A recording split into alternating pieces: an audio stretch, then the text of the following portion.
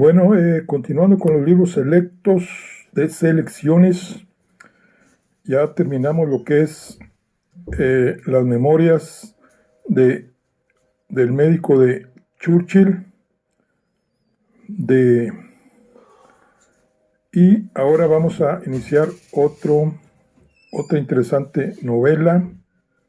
Esta es clásica, es una de Jill Pauls, que se llama Las mujeres y los niños primero.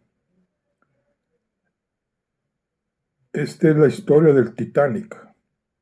El 10 de abril de 1912, cuando el Titanic zarpó desde Southampton, Inglaterra, hacia Nueva York, el mundo conoció a la nave más extraordinaria jamás construida. 5 días después, el buque yacía en el fondo de las gélidas aguas del Atlántico Norte, después de chocar contra un témpano. La pluma de Jill Pauls ha recreado una vívida historia que narra las peripecias de algunos personajes imaginarios que sobreviven el hundimiento y, lo más complicado, las semanas posteriores. Bueno, pues vamos a ver este gran libro de Jill Pauls. Vamos a ver.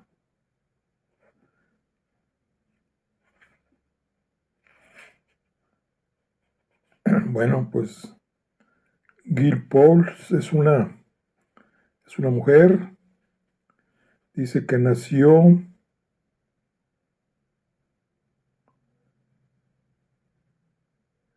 y se crió en Glasgow, Escocia.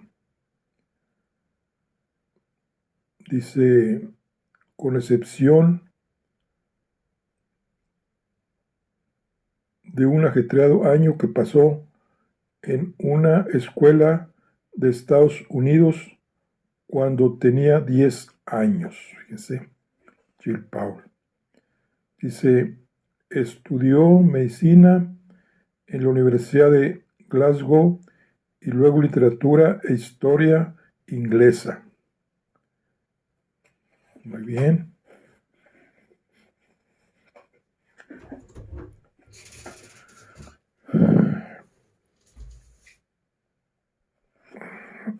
Muy bien, vamos a... Aquí viene su carrera.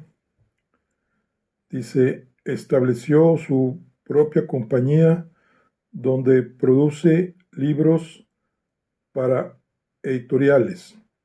Ha publicado a luminarias como Griff Rhys Jones, John Suchet, John Julius Norwich, Ray Mars y Hearst Kitts. También escribe sobre salud, nutrición y relaciones.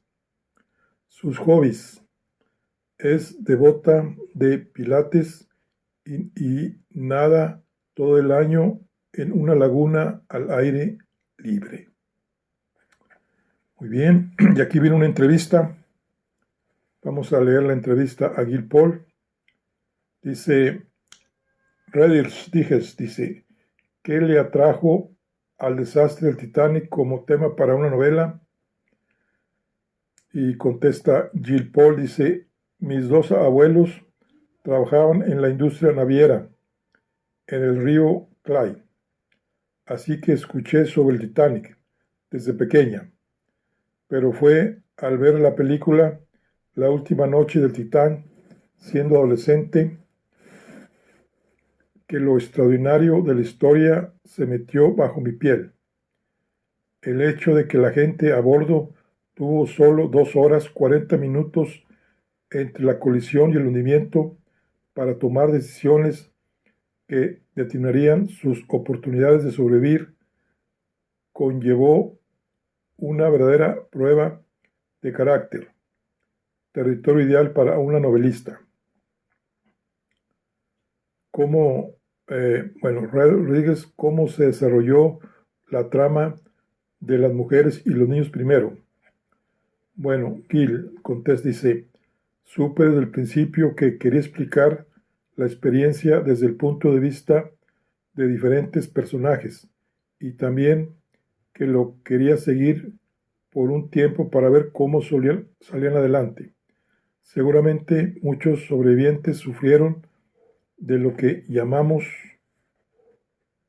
estrés postraumático. ¿Puede hablarnos sobre la creación del héroe Reg? Hay un héroe Reg. Dice, las historias de la tripulación no suelen contarse, por eso escogí a uno de los camareros como personaje principal. Quería a alguien que interactuase con y observase a los pasajeros en lugar de, por ejemplo, un ingeniero en la sala de máquinas, mirando fotos de la tripulación del Titanic. Me topé con un joven con apariencia de estrella de cine. Tenía 21 años, era de Southampton, trabajaba como camarero en el salón comedor de primera clase, pero no sobrevivió al hundimiento.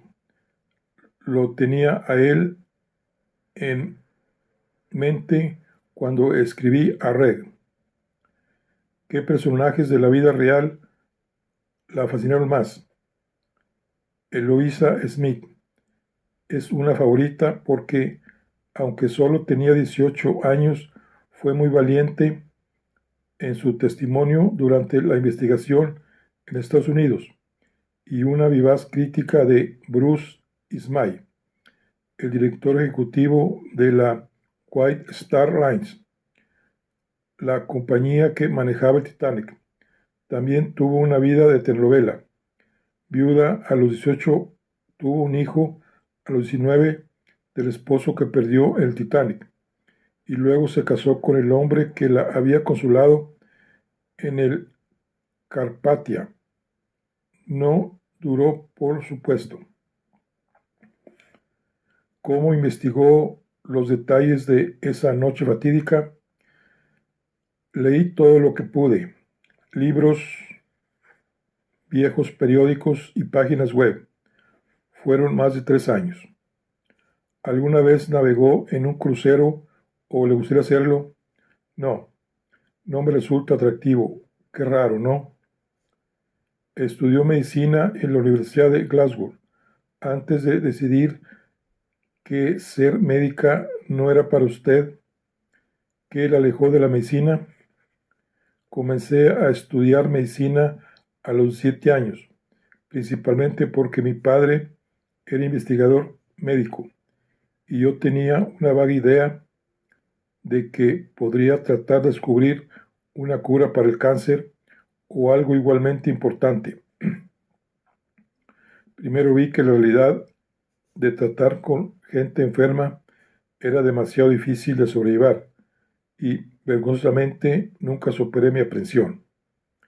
¿Y cómo pasó de la medicina a la literatura? Estudié artes, trabajé en editoriales y armé mi pequeña compañía. Después la vendí y con eso conseguí tiempo suficiente para escribir mi primera novela. ¿Cómo cree que la describiría su familia?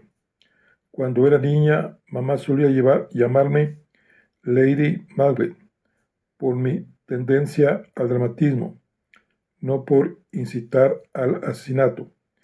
Y para mis sobrinos soy una mala influencia. ¿Cómo quiere ser recordada? Como una buena amiga para un amplio círculo de gente. Bueno, esta es la entrevista que le hizo Rodríguez a Jill Paul, la autora de este drama del hundimiento del Titanic que se llama Las mujeres y los niños primero. Bueno, vamos a iniciar con las mujeres y los niños primero. Sobrevivir es solo el principio. Vamos aquí al prólogo. Vamos a ver, aquí el prólogo dice: las manos de Reg temblaban tanto que no podía mantener el periódico lo suficientemente quieto como para leerlo. Se sentó en una litera y alisó las páginas sobre la deshilachada manta gris. Listas de nombres en letra diminuta cubrían la superficie, organizadas en columnas desiguales de apellidos, nombres, clase en que la persona viajaba y país de origen. Inmediatamente vi un error. Luigi Gatti estaba listado como español en lugar de italiano. ¿Cómo podía confiar en la lista si cometían un error tan simple? ¿Habría algo confiable en ella? Su dedo pasó por la página. Estaba el Coronel Astor. Todo ese dinero no le compró un lugar en la otra lista, la más corta, la de los sobrevivientes. Estaba Bill, el que había dormido en la litera contigua, y Ethel, la de la despensa, la que llamaban Gorda Ethel. Si solo hubieran sido más amables. A un par de columnas, su corazón comenzó a latir con fuerza. Era una sensación muy peculiar verse a uno mismo listado como muerto. Miró a otra parte y volvió a enfocar los ojos justo del otro lado de la ventana, donde podía ver los brotes que se abrían en las ramas de un tilo. Por unos minutos respiró lentamente hasta que pudo volver a mirar el periódico. Esta vez, el primer nombre que apareció ante sus ojos fue Graylins. Margaret, primera clase, Estados Unidos, y sus ojos se llenaron de lágrimas por la generosa mujer que había sido su pasajera favorita. Luego vino a su cabeza la peculiar escena que había presenciado entre su esposo y una llamativa joven en la cubierta. Todo en su mente estaba dividido entre antes y después, y eso había ocurrido exactamente 48 horas antes de que sucediera lo impensable. Capítulo 1. Era la 1 de la mañana y Reg Parton, camarero de primera clase, debería estar dormido en su litera, pero una inquietud lo llevó a la cocina, donde sabía que el señor Joguin, jefe de pasteleros, estaría sacando bandejas humeantes de los hornos. Joguin era un buen tipo y siempre estaba dispuesto a dar 1 o 2 panecillos. La nave estaba a casi 12 horas de distancia de Queenstown, en el extremo sur de Irlanda, deslizándose por el Atlántico. El Titanic era una hermosa bestia con todo nuevo y refulgente. Era agradable estar en un viaje inaugural. Todo se sentía inmaculado y prístino, y esta nave era la más magnífica que había visto en su vida. Las maderas brillaban, los candelebros destellaban en los vastos salones, y cada superficie estaba cubierta de oro, mosaicos o madreperla. Reg llevaba 2 días a bordo y había pasado todo su tiempo libre explorando. Había 10 cubiertas separadas, cada una de aproximadamente 300 metros. Cada cubierta tenía una disposición diferente de interminables corredores con puertas idénticas. Se perdió más veces de las que podría contar. Le llevaría meses llegar a conocer por completo esta nave. El segundo oficial Licktoyer asomó la cabeza por la puerta. Té y galletas para el puente de mando, señor Gouglin, dijo, sin siquiera mirar a Reg. Sí, señor. Licktoyer desapareció, y el señor Gauguin comenzó a servir una bandeja de té. ¿Dónde está ese maldito Fred cuando uno lo necesita?, dijo el cocinero. Se fue a fumar hace media hora y no ha regresado. ¿Quién va a llevar esta bandeja? Yo, dijo Reg, casi saltando de la emoción. Por favor. Moría por ver el puente con todo su flamante equipo de última generación. Quizá estaría el capitán Smith. No te corresponde, gruñó Gauguin. Debería ir Fred. Pero Fred no está. ¿No van a notar quién les lleva el té? Déjame ir. Ve entonces. Reg tomó el elevador de la cubierta y subió la corta escalinata que llevaba al puente. La luna se ponía. La noche estaba tan negra que no había línea divisoria entre mar y cielo, y las pocas estrellas que se veían eran puntos distantes en alguna otra galaxia. Las luces de a bordo se habían atenuado, mientras los 1.300 pasajeros dormían debajo. Cuando entró al puente, se desilusionó al ver que no era el capitán quien estaba de turno, sino otro oficial, uno que no reconocía. Estaba parado solo junto al timón, mirando el océano. Si hubiera sido el capitán Smith, le podría haber preguntado por todos los botones, palancas y diales. Había navegado con el capitán 2 años antes. Había sido su camarero personal en el viaje y había visto que el viejo barbado era un tipo amable y paternal que alentaba la curiosidad de Reg. Déjalo por ahí, dijo el oficial apuntando vagamente. Gracias, señor, dijo Reg y volteó para irse. Reg se detuvo a la salida del puente y miró a lo largo de la nave, más allá de las enormes chimeneas, hacia popa. Era un hotel flotante, como el Ritz del mar. Por supuesto, nunca había estado en el Ritz, pero había leído todo sobre él en los periódicos 6 años atrás, cuando fue inaugurado. Algún día le gustaría visitarlo. Un movimiento le llamó la atención. Volteó y vio a una joven parada detrás de uno de los botes salvavidas, junto al barandal. Estaba de espaldas a él, pero pudo ver que era muy delgada, que tenía el cabello cobrizo sujeto por un prendedor de diamante y que llevaba un vestido blanco satinado.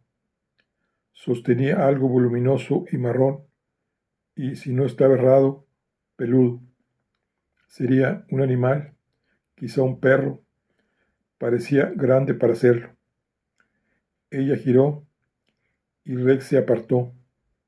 No quería que lo viera, pero ella no levantó la vista al puente. Miraba más allá del bote, hacia la entrada, a la gran escalinata agitada. De repente volteó hacia el océano, levantó el bulto marrón y lo arrojó por encima de la baranda. Reg dio un salto, horrorizado, y abrió la boca para gritar, porque realmente creía que se trataba de un perro. Pero mientras caía, vio que se trataba de un abrigo de piel. ¿Por qué alguien haría eso? Era un gesto de tan extravagante abandono que Reg quedó estupefacto. La joven miró sobre su hombro, presumiblemente para ver si alguien había observado su extraño comportamiento. Bajo la luz de la lámpara, su cara parecía exquisita, como la de una perfecta muñeca de porcelana, y su vestido tenía el escote más revelador que Reg hubiera visto en una dama de clase alta, pero no había duda de que era de la clase alta. Todo en ella parecía refinado y caro. Pero, ¿qué estaba haciendo? Se apoyó en la baranda y se inclinó mirando al océano, a más de 20 metros de distancia.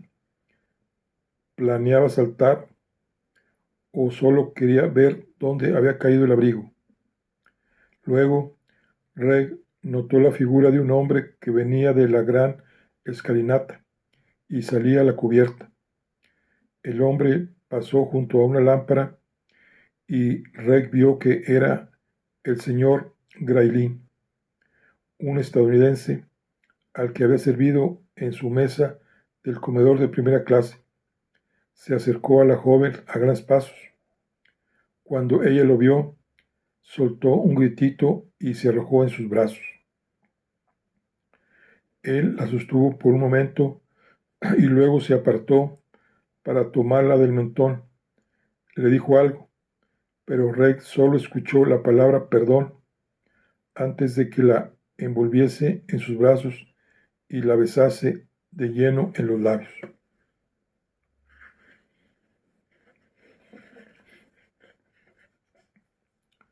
Un horrible hecho giraba por la mente de Reg mientras se quedaba mirándolos.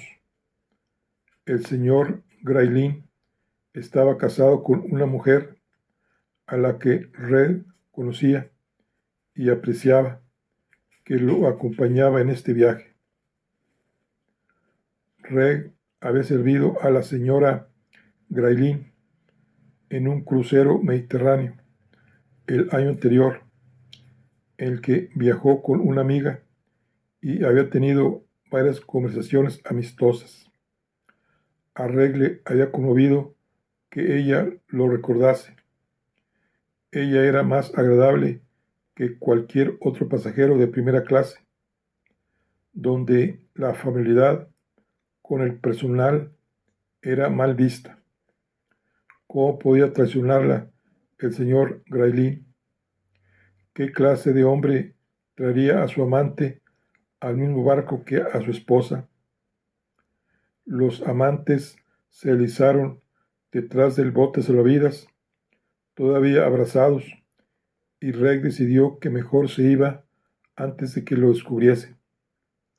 Sabía que si un pasajero de primera clase se quejaba de un camarero, siempre le creerían, sin importar lo injusto de las circunstancias.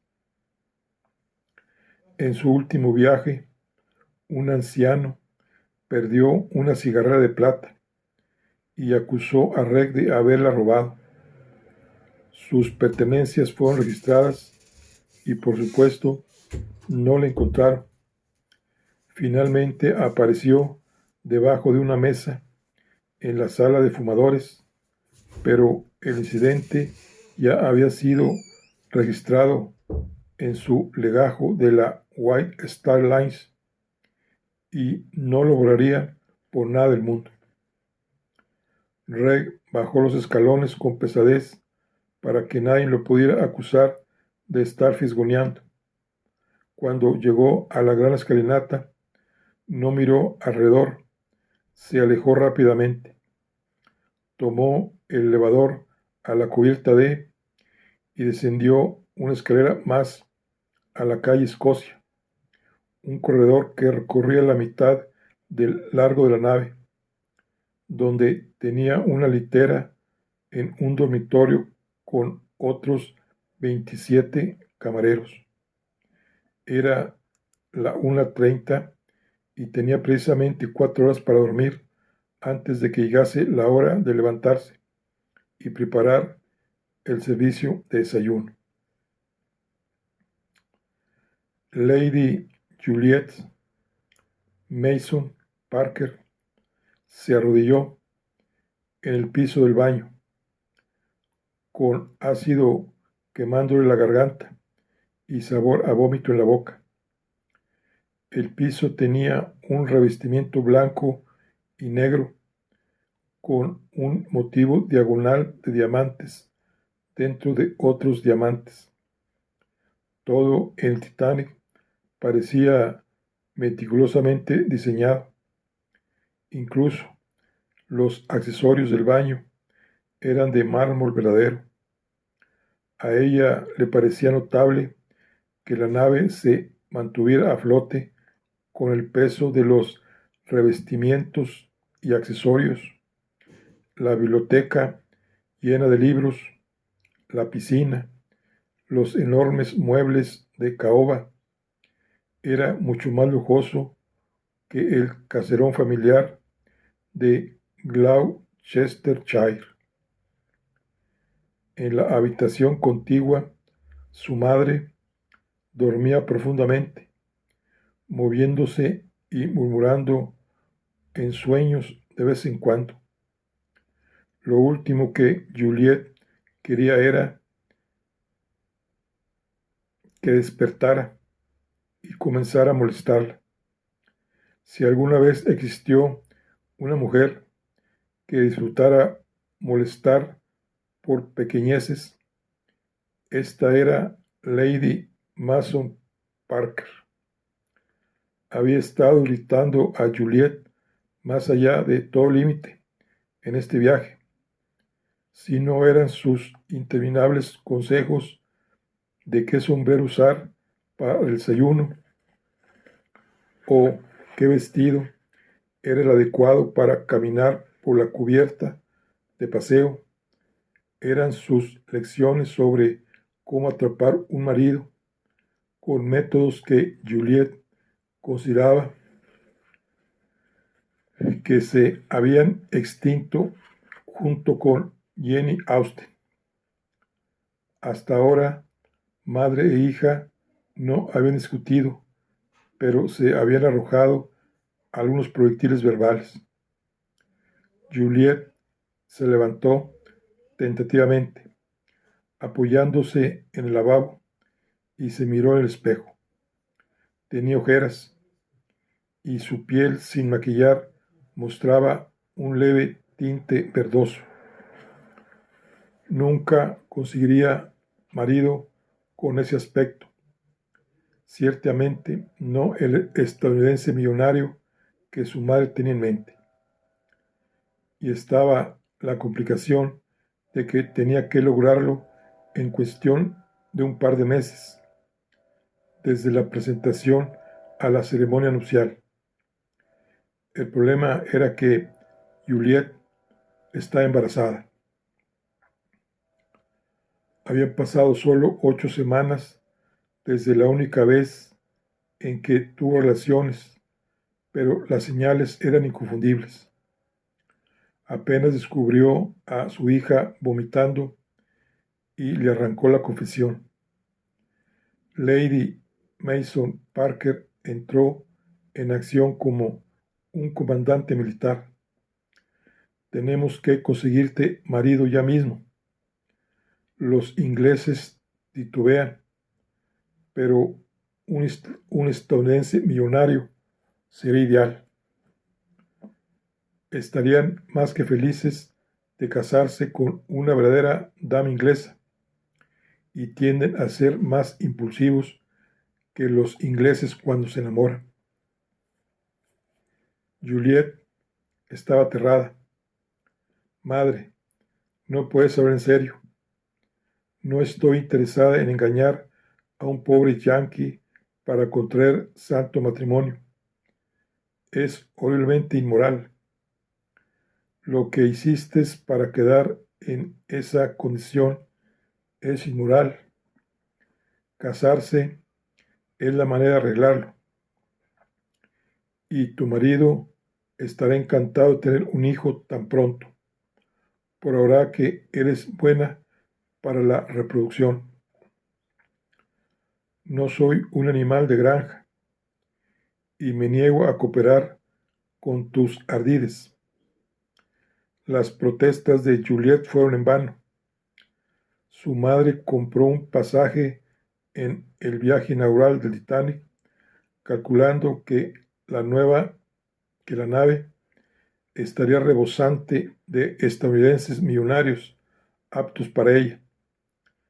Desde que zarparon, se ocupó de interrogar a viudas ariscas y arreglar presentaciones con burdos estadounidenses que vendían partes de automóviles o cercas para jardín. Juliet no tenía más opción que conversar con los hombres en cuestión, pero en algunos momentos encontraba la manera de apartarlos. Mencionar su apoyo al sufragio femenino parecía un método infalible, y además de la deshonestidad de engañar a alguien para casarse, Juliet no quería enredarse legalmente con un estadounidense millonario. Le gustaba Gloucestershire, sus caballos y sus amigos, y tenía una fuerte sospecha de que no le gustaría vivir en Estados Unidos. Si ese desafortunado asunto del embarazo terminara lo más rápido posible, la vida podría regresar a la normalidad.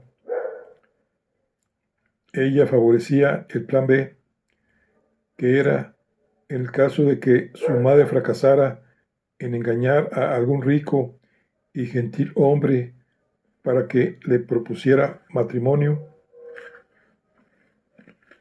rentar una casita en el norte del estado de Nueva York, pasar el resto del embarazo y entregar al bebé en adopción. Juliet podía regresar a Inglaterra sin que nadie se enterara. Su padre y su hermano no tenían idea del embarazo. Pensaban que ella y su madre iban a visitar a unos primos lejanos y el padre del bebé nunca lo sabría. Charles Wood era un miembro local del Parlamento, bastante acomodado en el Partido Liberal. Se conocieron por el trabajo caritativo de Juliet y un fin de semana él la invitó a una fiesta de su propiedad. Fue ahí, luego de una vigorosa velada de discusión, que Juliet permitió que Charles fuese a su alcoba. Se sintió halagada por su interés y estúpidamente se enamoró de un hombre casado sin pensar en las consecuencias. No tenía sentido decírselo a Charles. ¿Qué podría hacer? En el improbable evento de que le ofreciera divorciarse de su esposa y casarse con ella, destruiría su carrera parlamentaria. En 1912, nadie aceptaría a un miembro del Parlamento divorciado. Además, su madre tenía planes mucho más grandiosos para su hija mayor. Juliet debía casarse con un hombre adinerado o con un terrateniente, porque su hermano menor heredaría la propiedad Mason Parker. Había nacido en una familia aristocrática y debía cumplir con los estándares marcados por su crianza, lo que significaba que un plebeyo no serviría a menos que tuviese suficiente dinero como para que la falta de título fuera insignificante. Juliet aplicó un poco de polvo dentro del cepillo, se cepilló los dientes y se enjuagó. No se permitiría pensar en la criatura que crecería en su vientre, porque eso la destruiría. Su bebé iría a parar con gente decente y tendría una vida feliz. Y algún día, cuando estuviese casada con la persona que amara, tendría hijos propios. Se metió en la cama, y levantó su cobertor de satín hasta el mentón, como deseaba adelantar el tiempo hasta el viaje de regreso a Southampton, sin ataduras ni responsabilidades.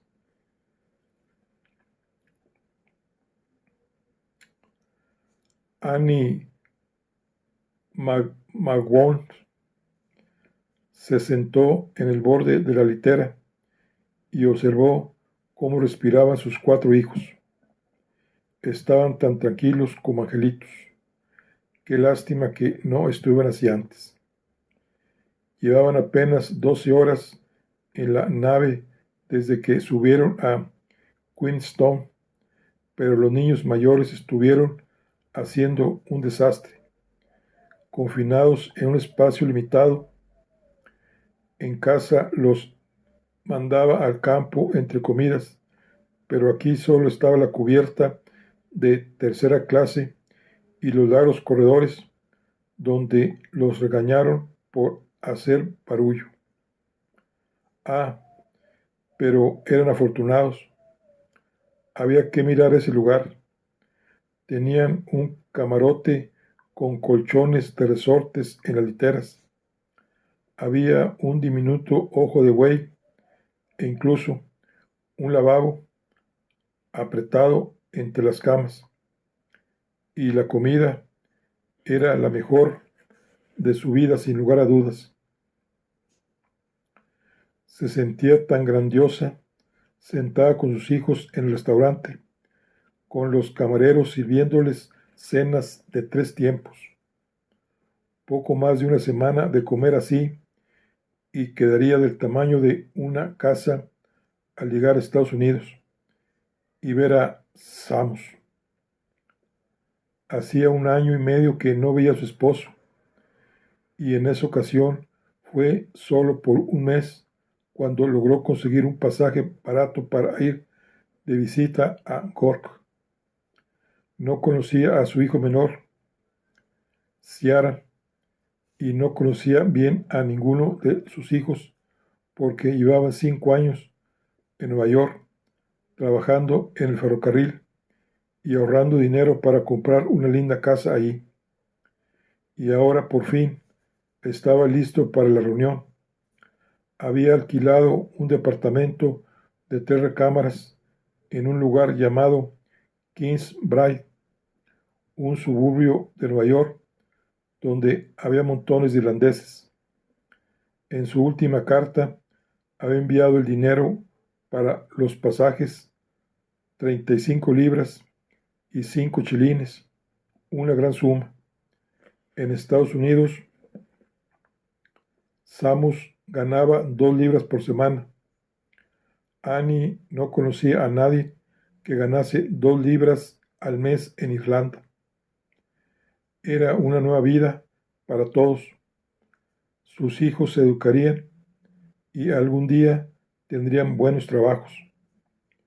La única parte agridulce era la tristeza que Annie sentía por los familiares que dejaba atrás, su madre anciana, sus hermanos, hermanas y primos. ¿Volvería a verlos? Mira el lado luminoso, Annie, se decía. Estás aquí, en el barco más lujoso del mundo, y en 5 días estarás con tu hombre. Se entusiasmó ante ese pensamiento. Llevaba 13 años de casada y todavía sentía la misma pasión del día de su boda. Además, la gente de tercera clase era amistosa. Esa misma tarde, después de la cena, alguien llamó a su puerta. Ella la abrió y vio a 3 mujeres de su edad afuera. Soy Eileen Doley. Ellas son Kathleen y Mary. Te vimos con tus hijos. Ay, qué tranquilos se ven. Dios los bendiga. Las otras mujeres asomaron las cabezas por la puerta para echar un vistazo. Vamos a tomar té, mientras los hombres están en el salón fumador. Nos pareció que te gustaría venir. Es muy amable de su parte, pero me preocupa dejar a los pequeños en un lugar extraño y se despierta. El mayor parece poder arreglárselas. ¿Qué edad tiene? Finbar tiene 10 años. Van a estar bien. Cierra con llave para que no puedan salir a hacer lío. Annie dudó y después dijo: Ah, están dormidos. Iré por una taza rápida de té. La llevaron al salón de tercera clase, donde había mesas y sillas de madera lustradas, paneles de teca y revestimientos de cerámica. Qué valiente eres al viajar sola con tus hijos. Eileen le dijo a Annie: Nosotros somos un grupo grande, 14, todos de mayo, así que nos hacemos compañía. Tendrás que sentarte con nosotros en tus comidas o esos niños te habrían llevado a la bebida para cuando lleguemos a América. Me encantaría, dijo Annie. Se había estado sintiendo un tanto tímida en la nave. No estaba segura de cuáles eran los modales correctos, qué partes de la nave podían visitar y cuáles no. Ahora tenía gente a la que preguntar qué decían, que habían estado en esta clase de nave antes y qué podrían decirle qué hacer. Parecía un grupo adorable. Cuando regresó al camarote, los niños seguían dormidos. Se metió a la cama y acomodó el bebé junto a la pared para que no se cayera. Era extraño pensar que del otro lado de esa pared había miles y miles de kilómetros de océano y arriba solo estrellas. Dijo sus plegarias mentalmente y se durmió. Reg estaba despierto, pensando en lo que había visto en la cubierta. Por supuesto, sabía que los hombres ricos tenían amoríos. Los había visto escabuirse descalzos de los camarotes equivocados cuando pasaba temprano por la mañana camino al comedor. Sabía por lo que hablaba con los otros muchachos que el señor Guggenheims tenía a su amante a bordo, una joven cantante francesa llamada Madame Aubars, mientras su esposa lo esperaba en Nueva York. Estas cosas sucedían. ¿Cuál era el caso con el que el señor Graylin y la muchacha? Él tenía una gran fortuna hecha en la minería en Sudamérica. Le compraba regalos caros a cambio de sus favores. Eso de alguna manera no encajaba en la escena que Reg había visto. La chica tenía el aire de haber crecido en la riqueza. Y si no era por dinero, ¿por qué una chica tan impactante como ella tendría un amorío con un hombre que por lo menos le duplicaba la edad? Reg supuso que ella no era mayor que él y él tenía 21 años. Seguramente no fue por atracción física, porque el señor Carlin no era nada del otro mundo. Era un caballero de cara redonda, con cabello canoso y liso, y bigote encerado, que a primera vista daba la impresión de un león marino. A Reg le perturbaba visualizarlo apretado contra la fina contextura de la chica. No era solo la parte física lo que lo perturbaba, sino también su lealtad a la señora Graelín.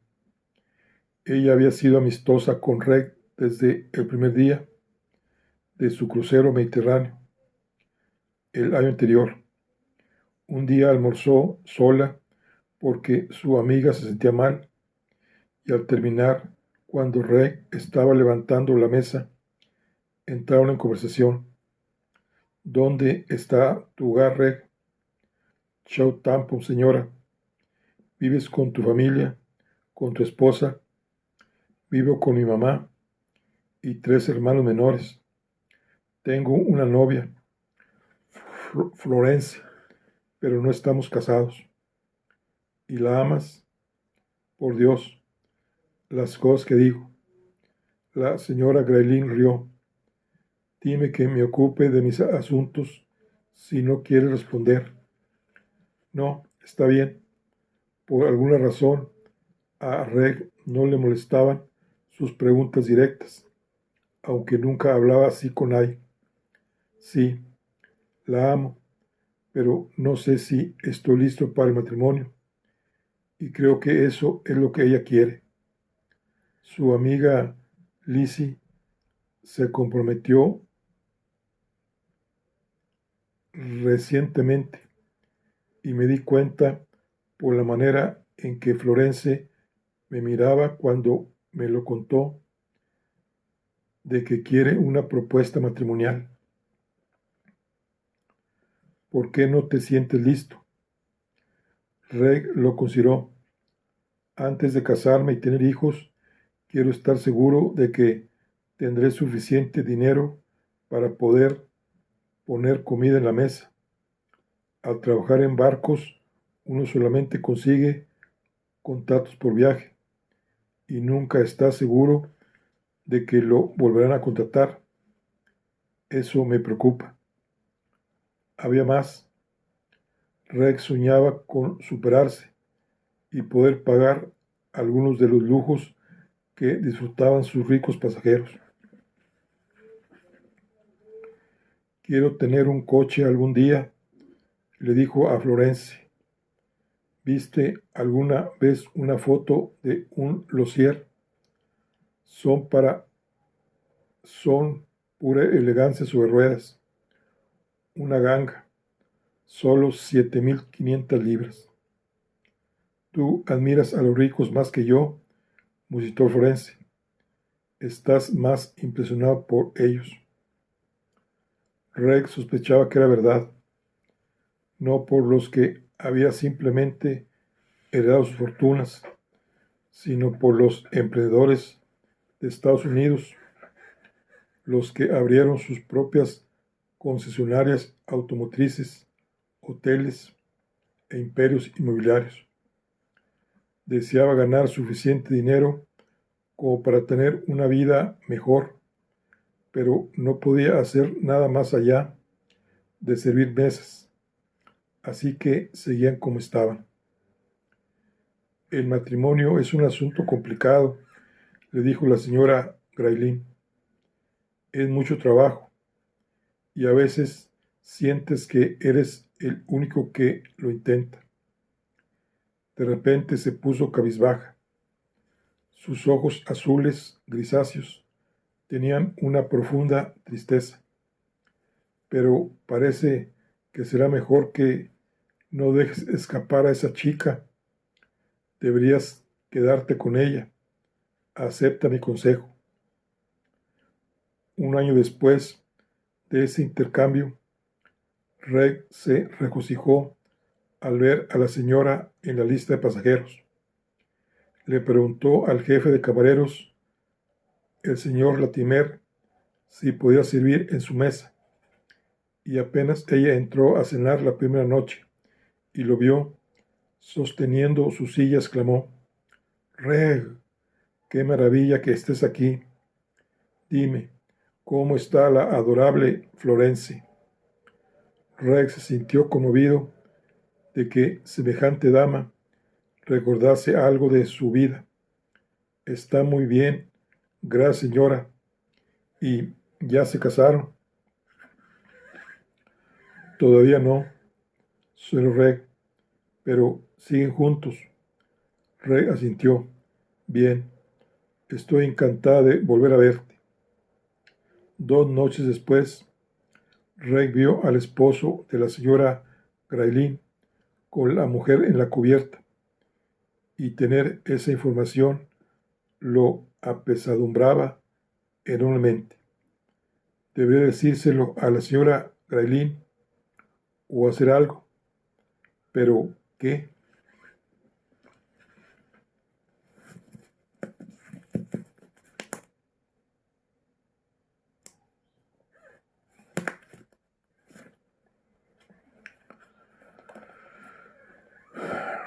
A la mañana siguiente, en el desayuno, Reg no pudo mirar a los ojos a la señora Graylin, por miedo de que algo en su expresión delatase lo que había visto en la cubierta.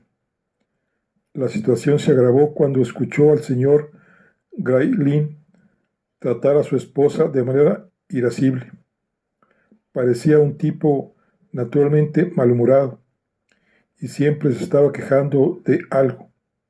La comida no estaba lo suficientemente caliente. La mesa de al lado hacía demasiado ruido. ¿Probarás ir al gimnasio hoy, George?, preguntó ella. Después podrías tomar un baño turco. Dicen que tiene unos mosaicos gloriosos. Tu cordura está de vacaciones. ¿Cuándo he ido a un gimnasio o a un baño turco? El tono del señor Graylin era impaciente, y Red no pudo evitar ver la expresión de dolor en la cara de la señora Graylin. Yo pienso estar en la cubierta de paseo esta mañana y luego quizá escriba algunas postales. ¿Qué piensas hacer tú, querido? Todavía no lo he decidido, pero cuando lo haga voy a informártelo. Su tono derramaba sarcasmo. Red se retorció por dentro. El señor Graylin parecía estar de un humor particularmente malo esta mañana. Algo raro, considerando que, por lo que Red había visto, se estaba saliendo con la suya. Él no era el único gruñón esa mañana. En una de las mesas de Red había una joven pareja canadiense, el señor y la señora Hawson, y la esposa era una chica tonta de risita fácil que le coqueteaba a Reg bajo la nariz de su esposo. Para ella era un juego, pero ponía a Reg en una situación muy incómoda. Reg trataba de ser estrictamente formal y de evitar todo contacto ocular, pero era algo vergonzoso, y por eso trataba de apartarse de la mesa lo más rápidamente posible. Mientras trabajaba, estaba atento a la llegada de la chica de la cubierta. Le daba curiosidad saber si estaba viajando con un esposo o si no estaba casada, quién era su chaperón. La primera clase estaba llena de mujeres hermosas. Incluso en el desayuno usaban vestidos elegantes, de costoso terciopelo y seda con encajes, y todas tenían sombreros con plumas y moños sujetos a la cabeza. Era un constante desfile de modas. El servicio de desayuno terminó a las 10:30, sin señales de la chica de la cubierta.